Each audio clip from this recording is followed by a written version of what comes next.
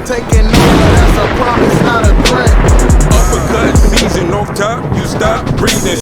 And then we have Top Rank, and then we have Richard Torrez Jr. and Guido Vianello. And I finally, just after watching Torres fight against Vianello, dude reminds me of a Mexican version of Joe Macy, a lower version of Macy. Like, honestly, that's what it reminds me of. Like, because Joe Macy. Oh, okay. Yeah, because when Joe Macy was doing this thing, I was not a fan. I was like, because he got the hype because the complexion. And I'm not. It's the truth. Yeah. White heavyweight is gold in boxing. I mean, that's the rule. Yep. No matter if he in 20 or 2004 or 2024. Yeah. Or 84 or 94. Yeah. And especially white American cornbread heavy. Or 1930 corn-fed heavy. Or 1934. Or 44. Yeah. And even when I watched the fight, I was like, yeah, like I saw nothing special in him. And then of course, you got the HBO pay-per-view, the HBO main event against Devero Williamson, and iced him in one round, which had me salty because I was upset that I watched that. And then he fought Monty Barrett after that, and Monty should have won the fight, and but they didn't want to give the Golden Boy the loss. And then another white boy, a Russian, ended his career by giving him 2 subdural hematomas in his brain in a fight that he did win by the skin of his teeth. And just watching fucking Torres fight, and like I see the same thing with Macy. Like I see someone that's not special at all, and probably should be a cruiserweight more than a heavyweight, because if you're gonna be an undersized heavyweight, you gotta have some power, you gotta have some speed, you gotta have some brain. He looks kind of big though. Like, really, cruiserweight? Like, ain't he like 6'3" or some shit? Who we talking about? Torres? We're talking about Torres. My bad. Torres, right? Yeah. No, that overhand. All he has. He's kind of. I mean, he's a leaner 6'2". I mean, Guido looked much taller and bigger, but I will say, like, Torres didn't show, because he has an overhand left, but it's like that's all he has. It seems like he don't have much more. Like, he was winging that shit. Like, I'm gonna be honest. I was not impressed by Torres at all. It was giving heavyweight Sean Porter vibes. I was not feeling. Low key. I mean, because he does have that left, and he did stun Guido 1.5 times, but he didn't get him out of there. Yeah. He didn't get him out of there because he was fucking smothering his work. Yeah. Yeah. And low key, Guido was Guido was coming back to fight. It actually was kind of lighting him up a little bit near the end of the fight. Between the holding and shit. He had a bad cut too. He obviously he's fair skinned, so the trademark show. But he did have a bad cut on his eye for sure. Damn, he's getting more touch than this. Like, come on, bro. Like, Guido ain't nothing special like that. Basically, Operation American Heavyweight still in search. Yeah. So I mean, Guido, like I said, if Guido had fought better earlier in the fight, I would say that. But yeah, he was kind of struggling with he was trying to smothering his work and the holding and shit like that. And I'm like, you're the bigger fighter. Assert yourself. What are you doing? Yeah, don't get caught with all these wild overhand lefts that dude was throwing, like and shit like that. Assert yourself. You're the bigger guy. Fight him. Like, that's the shit that be killing me sometimes with these big fucking heavyweights, yo. They just like fight the dude. Like, come on. They want to fight behind people and just be like, okay, I'll do something after he does something. Like, no, bro, just go at him, jab, move. Yeah. And like Torres got touched up, and I'm like, I'm hoping that this kind of dies down like the great American heavyweight, because the American heavyweight, like there's none really on the horizon like that, unless maybe they're on Pro Box and they're just kind of starting out. So, but there's no American heavyweight hopeful in PBC or Top Rank or Golden Boy. No, they're not there. Like, at this point, like, somebody just need to just make America's Next Top Heavyweight like a show. Facts. You're giving away too much game, bro. Because they try to do all these other shows, and it's like, bro, like, I promise you, like, I feel like you could just get like maybe a heavyweight, like 2 heavyweights from each region of the country, and have them train and fight each other, and just see who comes out on top, and have them fight a legit top 20 guy afterward or some shit like. Yeah, and then have Mike Tyson as like a taskmaster, you know? Yeah, like honestly, there's so many things you could do with that. Like put these niggas all in the house. They be on the same team. It don't matter. You have different boxing legends come and give them pointers, all types of shit. Just I don't know. They leave a lot of money on the table, you know, by not trying to do something that's so obvious. Like the heavyweights, y'all want to put a bag up on the next great heavyweight. Say, look, man, you could go through this competition. If you win the final prize, you get $1 million. You'll get some niggas out there. Facts. You know what I'm saying? But yeah, it's just like, I mean, because putting all your hopes, American hopes on Torres, it's going to be a heartbreak. Just like it was a heartbreak for people when Macy, you know, was getting dropped by Jarov and surviving just, you know, by the skin of his teeth, you know, after 10 rounds. Because all the heavyweights keep getting them knocked off the board, like. Yeah. Like the Dreamland, shout out to Jeremiah Milton. Shout out to Dreamland. Like he got knocked off the board. Like tough loss. That was tough loss. Tough loss. Like he didn't really look like how he was supposed to look, and he lost to a guy who was super fucking beatable. Yeah, exactly. And that's what make it worse. That's the worst losses when you lose to niggas where like, yo, this team ain't even good. Like we got like everybody's like 6'5", and we lost to these niggas who like 5'2" and shit. Like, come on, right? So yeah, like them to basketball terms, but yeah, like nah, like honestly, they just need to stop with the heavyweight shit. You either gonna do a show or just step back from it and let somebody organically buzz by themselves and see who cream rise to the top. Fuck it. Yeah, exactly. Like, I mean, Torres can have a decent career, but you're doing him no favors, like making him some sort of like a great Mexican hype or whatever. Like, you know, you're not doing him any goddamn favors. You need to say, I'm not trying to be the face of heavyweight boxing. Mm-hmm. Yeah. Also, Anthony Edwards shit.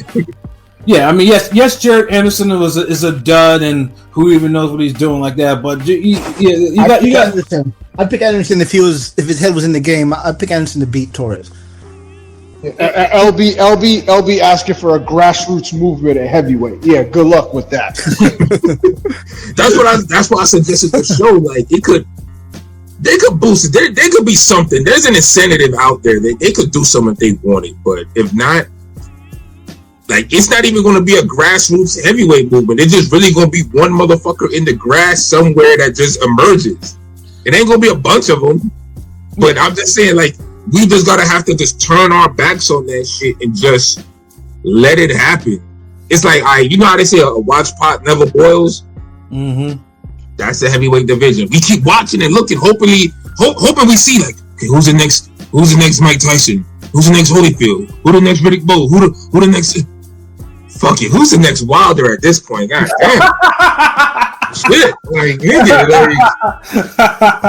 like we not even getting there yet. Like we not even getting the next fucking Calvin Brock. Yeah, and like I said, and it's worse because heavyweights is a popping division, and that's the problem. Yes, that's what make it worse. Like if heavyweights was still on some old bullshit, then yeah, none of this shit was. We had this talk. I'm literally watching some of these guys in the college basketball that.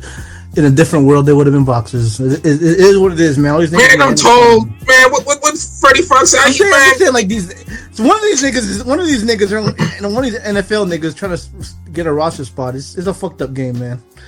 I feel like that's why we don't got no heavyweights.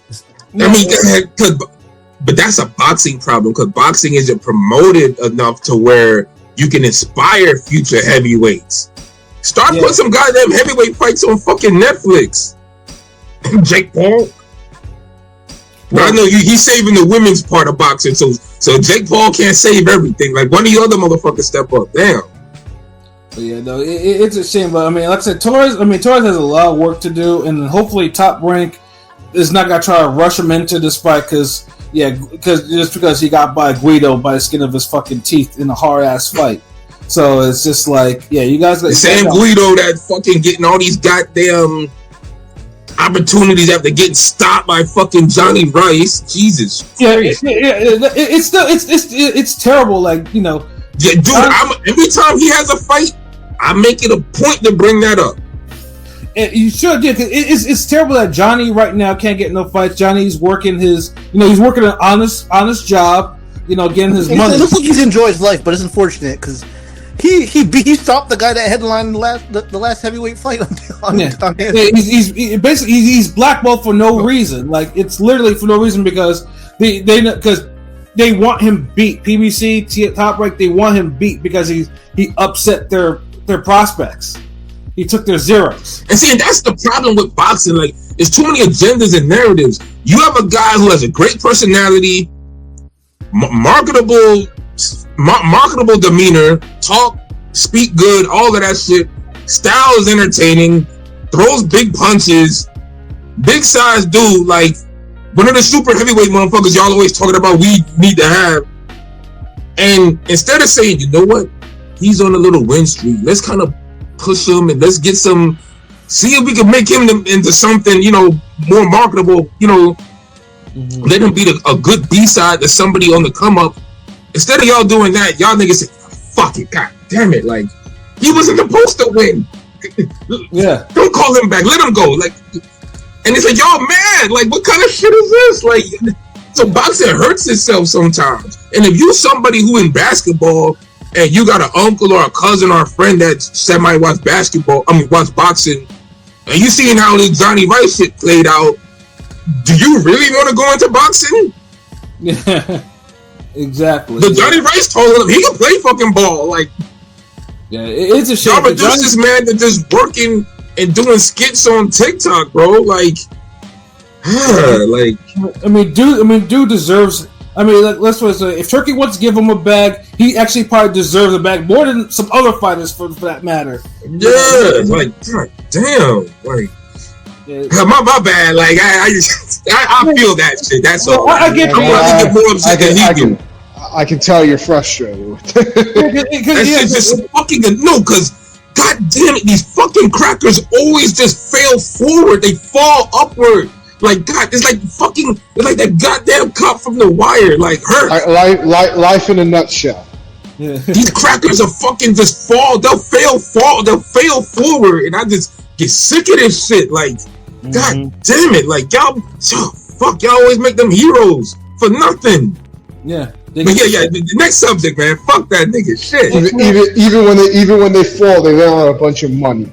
Niggas gonna fall down a flight of steps and they'll fall on a fucking mattress filled with money.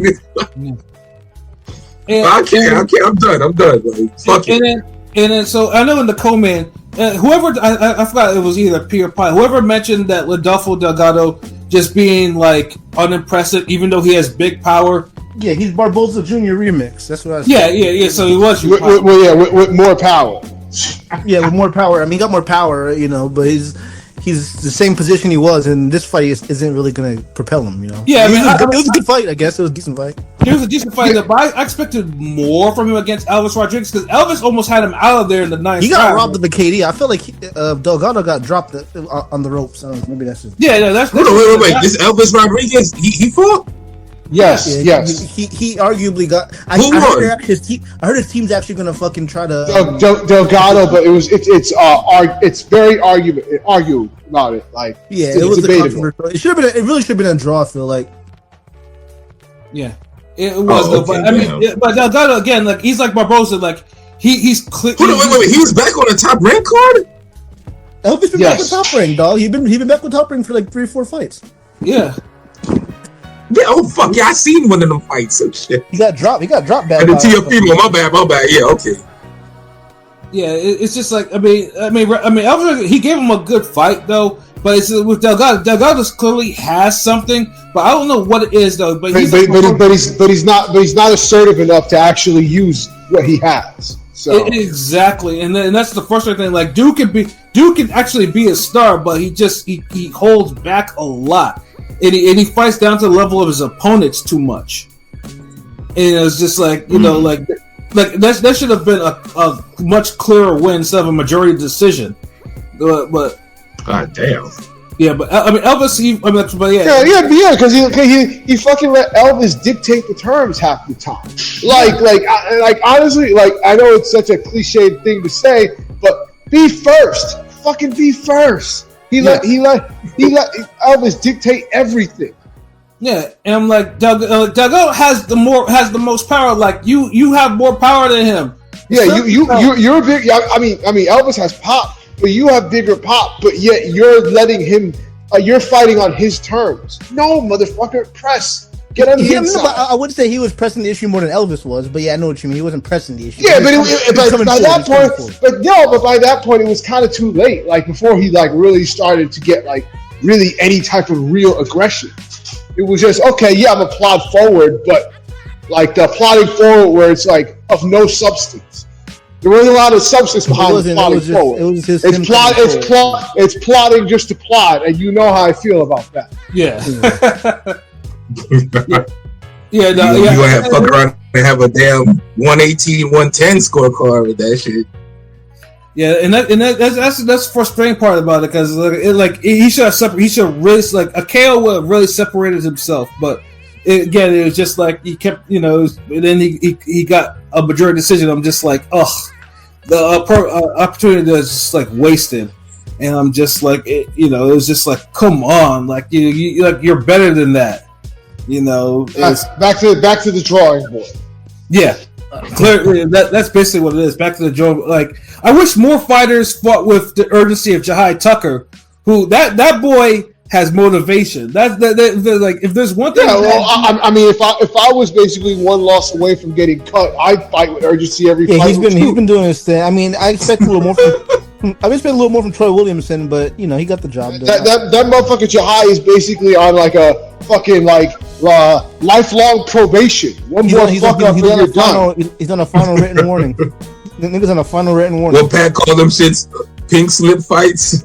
Yeah, yeah. Seriously, but that dude is clearly motivated. He goes in the ring and is he knows what time it is, and he fights his heart out. And if that motherfucker and if that motherfucker can do it, other fighters should be able to do it. Come on, because he did beat the holy hell out of Williamson. He even got himself a knockdown too. Yeah, he dropped him. Yeah, no, but I was if more fighters actually fought like him, then a lot of boxers would be well off. So I had to give him his props, dude, because he avoided another pink slip. Because Tim Bradley was hating his ass off like that. Tim Bradley. There's a clip. It's 3-minute clip of a different fight. Tim Bradley's hating on this. When is this motherfucker gonna get his fucking virtual green card? This motherfucker's on his Beltron shit. You gotta fight for a fucking green card every fucking fight. Goddamn, give him his long-term deal. Yeah, give him some security. But the fun things too. They trying to keep him hungry. It's sick motivation though, but Bradley keeps shitting on him too. He says, he basically, yeah, you should be doing this. I'm like, Bradley, you didn't do any of this bullshit when you were fighting. Yeah, I know, bro. Bradley. You had 12 kills in 31 fights. I'm saying you're Hall of Famer though. Come on, man. You can't say. Yeah, Andre Ward do the same shit. Press the issue, but you got 50% KO ratio. Yeah, exactly. Yeah, he's worse than Bradley with it because at least Bradley would mix it up. Andre Ward, no, bro, not only you can't punch for shit, but you don't want to mix it up, and you can't recognize when a motherfucker getting jabbed to death. Post off mirrors. So that nigga shut the fuck up, real talk. Can I get my told you so about Abdullah missing weight a little bit? Abdullah Mason. I'll say this though. Offensively, that dude is deadly. He swings wide, man. He swings a little wide. It's a little concerning. I ain't gonna lie. His defense is starting to concern me a little bit. But he hasn't had anybody. I don't think he's respected any of these guys to even be more defensively sound. This guy was a featherweight. Let's see him fight somebody that he'll get some respect out of. He already fought a Dominican fighter that knocked him on his ass twice. So that's the thing. And that guy was a featherweight. That guy's a featherweight too. Yeah, that should have told him you can't take anyone just lightly like that. You got. I guess you're tough, but you can't be just taking some random ass shots like he does. And it's not a concern me though, but his offense is mature for his age. Like that dude's offense is like veteran almost. He was keeping his hand up more so this time, but still, like he swings so wide at the elite level, it's gonna come back to cost him unless he got to tighten it up a little bit, literally.